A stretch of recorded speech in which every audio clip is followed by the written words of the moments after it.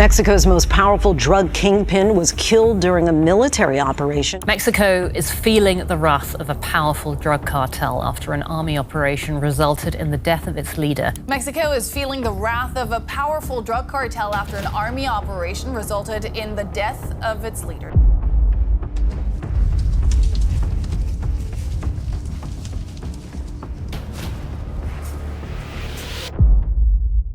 When a CEO of a billion-dollar corporation dies, markets react, stocks shift, executives reposition, competitors circle. But when the head of one of the most powerful criminal organizations in the world is reported dead, the consequences are not measured in share prices. They are measured in fire, in roadblocks, in armored convoys, in sudden disappearances, in silence. For years, one name dominated Mexico's criminal underworld: Nemesio Oseguera Cervantes, better known as El Mencho, leader of the Jalisco New Generation Cartel, or CJNG, an organization that didn't just participate in the drug trade, it restructured it. And now, with the reports of his death shaking the balance of power across Mexico, the question isn't whether violence will erupt. It already has. The real question is something far more strategic. What happens to a criminal empire when the architect disappears? The making of a criminal executive. CJNG did not emerge quietly. It rose fast, aggressively, publicly, not as a hidden network slowly weaving itself into the underworld, but as a force announcing its arrival in unmistakable terms. While older cartels relied on discretion, negotiated territories, and operated largely through shadows, CJNG chose a different strategy. Visibility became part of its power. Public displays of force, convoys of armored vehicles moving in formation, masked gunmen carrying military-grade weapons. Branded propaganda videos released with calculated timing. These were not random acts of intimidation. They were signals, a declaration that a new kind of organization had entered the landscape, one that intended not just to participate, but to dominate. This shift was deliberate. Under the leadership of Nemesio Oseguera Cervantes, CJNG began to function less like a fragmented criminal gang and more like a vertically integrated enterprise. Structured, coordinated, expansion-focused, production, distribution, enforcement, territorial acquisition, each layer reinforcing the next.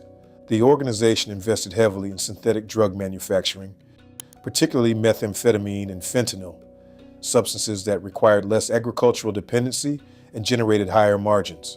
This transition marked a strategic evolution, positioning CJNG within the modern economics of illicit trade. But narcotics were only part of the portfolio. Extortion networks, fuel theft operations, kidnapping rings, financial laundering channels, multiple revenue streams ensured resilience. If one channel weakened, others sustained the system. And with diversified income came geographic expansion. CJNG moved beyond regional influence, establishing corridors across key trafficking zones and extending its operational footprint internationally. The organization became known not just for its reach, but for its speed, absorbing territories, neutralizing rivals, and consolidating control with remarkable efficiency.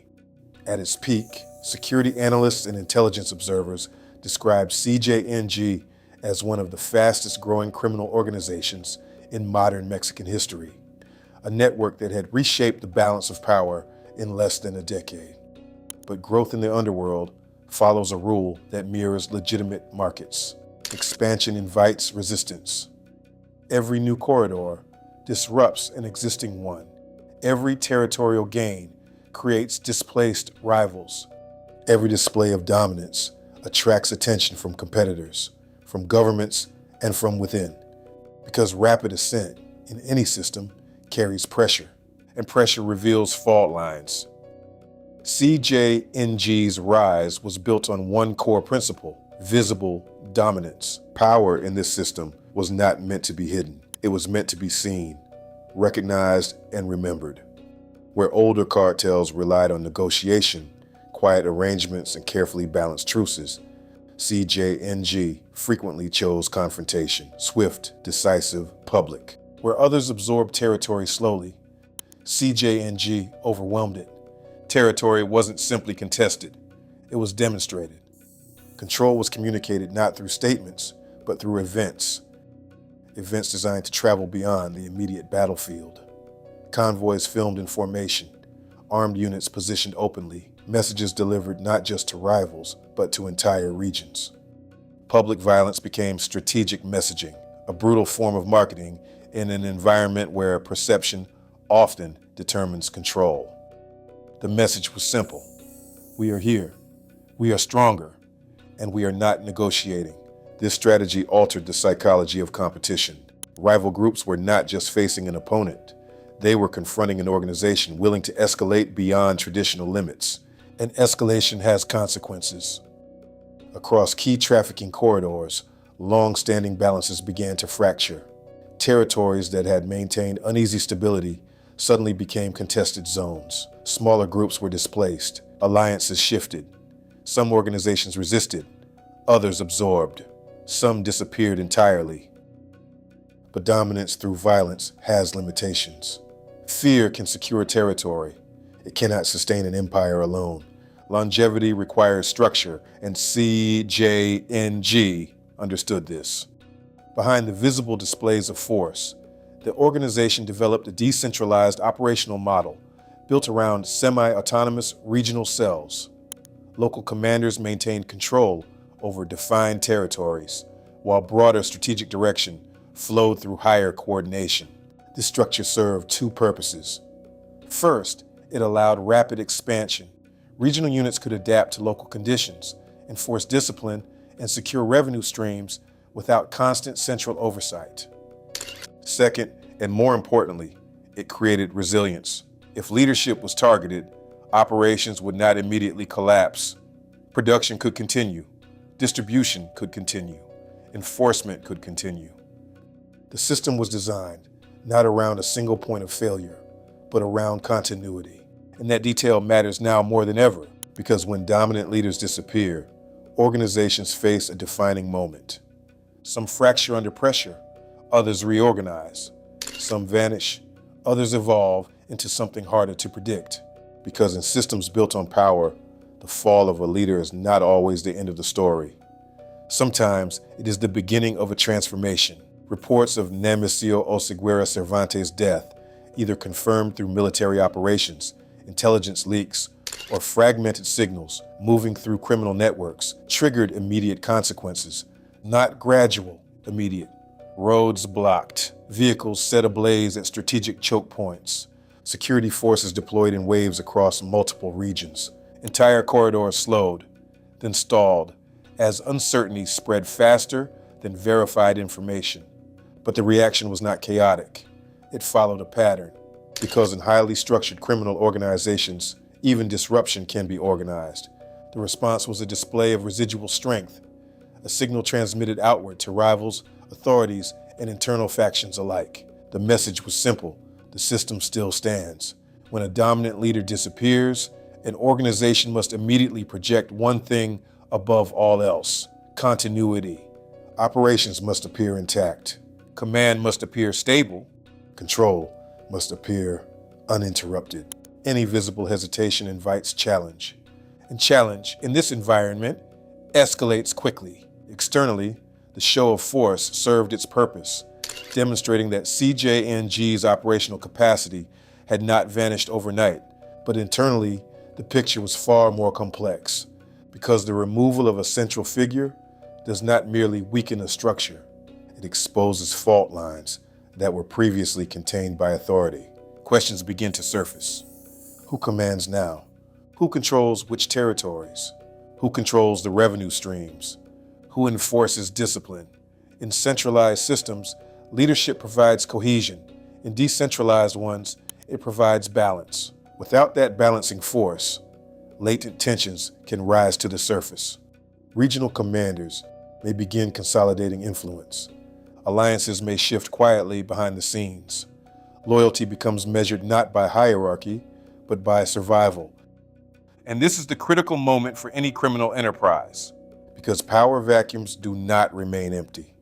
They are contested, sometimes silently, sometimes violently. The reported death of El Mencho did not simply mark the removal of a leader. It marked the beginning of a transition, one whose outcome would determine whether CJNG fractures under pressure or adapts to survive without the man who built its modern form. In corporate history, succession planning is routine.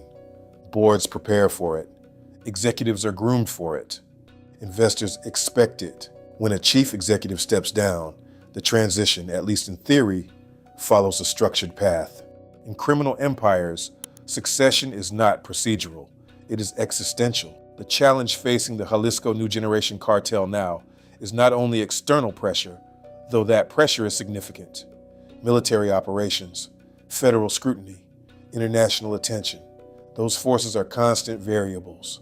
The greater threat lies within internal cohesion, because the stability of any illicit organization depends less on fear of outsiders and more on discipline among insiders. Was Nemesio Oseguera Cervantes the unifying strategist, the central authority, who prevented ambitious commanders from turning on one another? Or was he simply the public face of a distributed machine already capable of functioning without him? That distinction determines everything.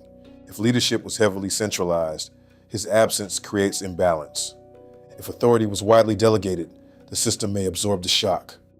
But even decentralized structures require coordination, and coordination requires legitimacy.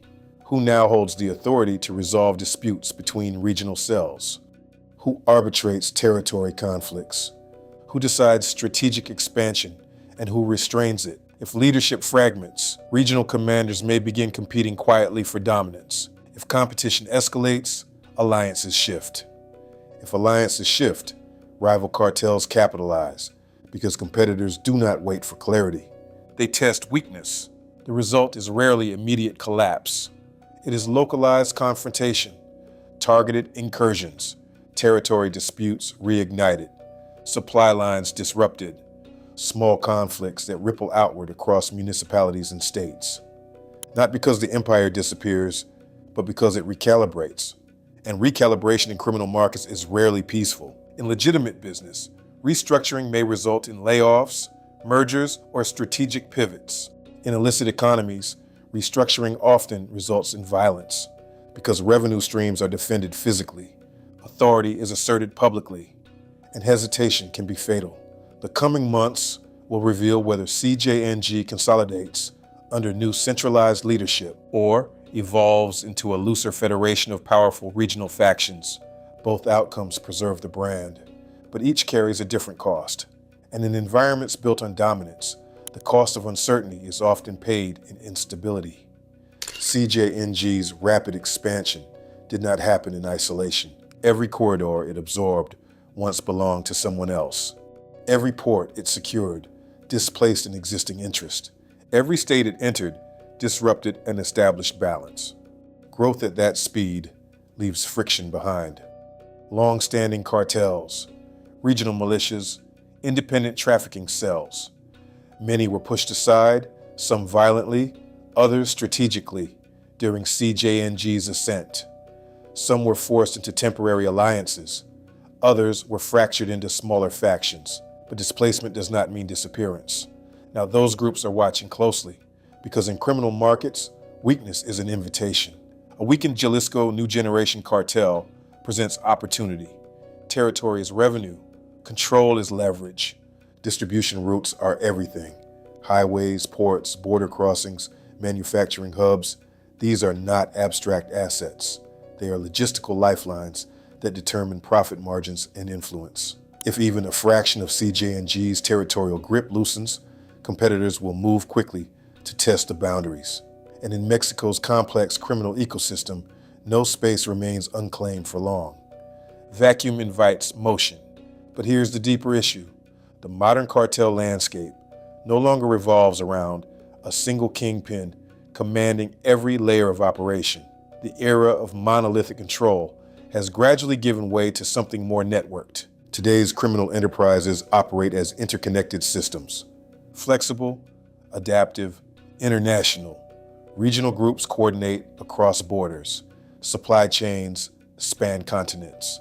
Financial networks stretch through shell companies, digital channels, and intermediaries that rarely appear in headlines. Removing a leader may disrupt command structure at the top, but it does not dismantle supply chains overnight.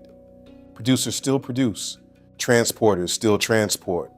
Distributors still distribute. Demand does not pause for leadership transitions, which means competitors are not just fighting for power, they are competing for continuity. If CJNG stabilizes quickly, rivals retreat and reassess. If it hesitates, rivals advance.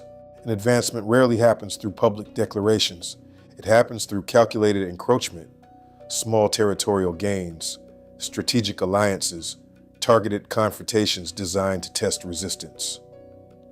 The outcome will not be decided in a single battle. It will be shaped through dozens of smaller maneuvers, some visible, many unseen. Because in networked criminal markets, dominance is not seized all at once. It is negotiated, contested, and recalibrated, one corridor at a time. CJNG's influence extended beyond Mexican borders. Synthetic drugs, particularly fentanyl and methamphetamine, positioned the cartel as a major player in North American trafficking markets. That international footprint complicates everything, because global demand does not pause when a leader falls. Production pipelines already exist. Distribution contacts are already established.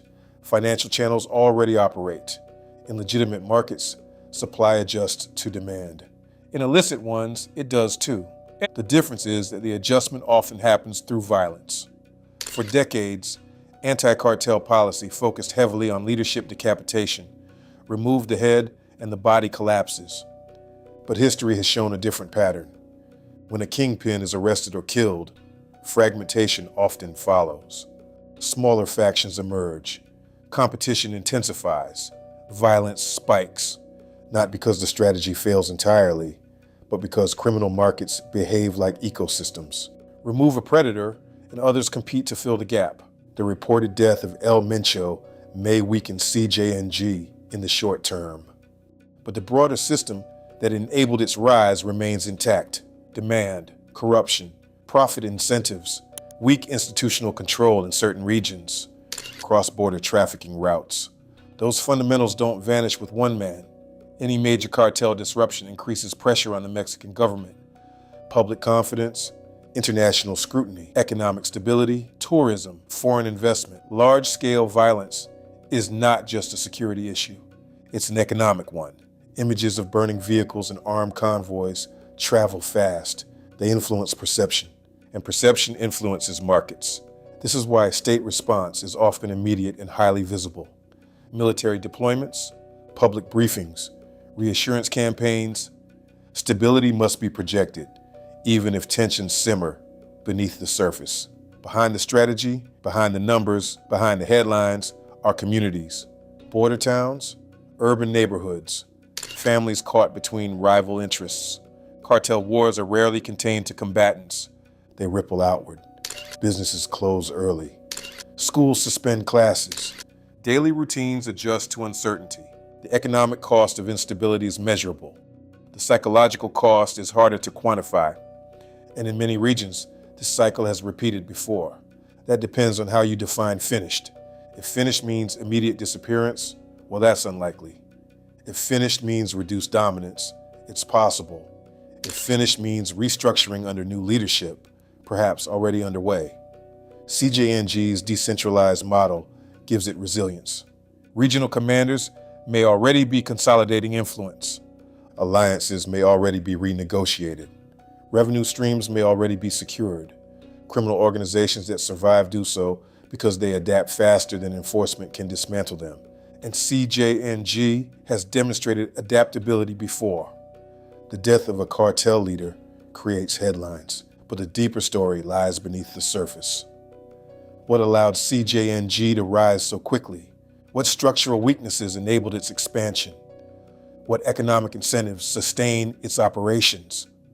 As long as those conditions persist, another figure, whether within CJNG or outside it, can rise. Because this isn't only about one man. It's about a system, a system where illicit markets mirror legitimate ones. Competition, expansion, risk, profit, and sometimes violent consolidation. The coming months will determine whether CJNG fragments into smaller, competing factions or stabilizes under new command. Either outcome carries consequences. Fragmentation may increase short-term violence. Consolidation may restore operational efficiency, but neither outcome guarantees peace. Because removing a central figure does not eliminate the infrastructure of a criminal enterprise, it tests its durability. Empires built on fear do not collapse quietly. They fracture, they reposition, they evolve. The reported death of Nemesio Oseguera Cervantes marks the end of an era, but it may also mark the beginning of a more unpredictable one, because in the world of organized crime, power rarely disappears. It transfers, and when it does, the struggle to control it can reshape entire regions. The question is not whether CJNG will survive. The question is what it becomes next, and how much instability that transformation will cost.